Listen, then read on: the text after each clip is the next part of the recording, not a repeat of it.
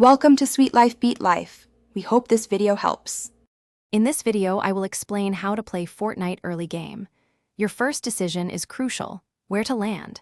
Aim for a spot with good loot, like 3 to 5 chests, but fewer enemies. Prioritize landing directly on a weapon to immediately defend yourself. After securing a weapon, quickly scan your surroundings for a safe exit route. This initial strategy sets the foundation for a successful match, giving you an early advantage over your opponents and helping you survive the first few minutes.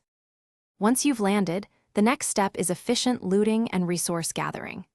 Quickly grab a primary weapon, a secondary weapon, and essential healing items like mini shields or bandages.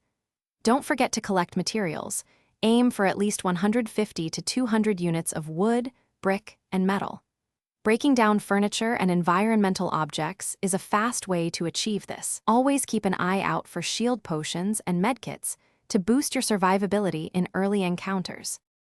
Early game engagements can be risky, so avoid unnecessary fights unless you have a clear advantage.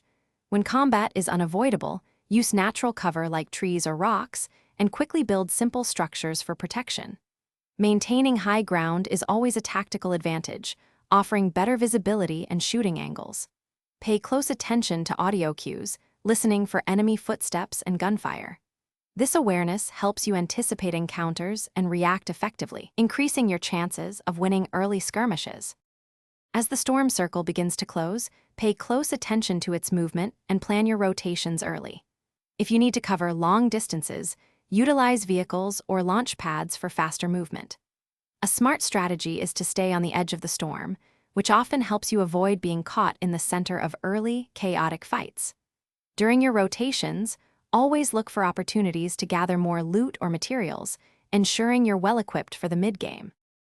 Thanks for watching. Consider subscribing if we helped you.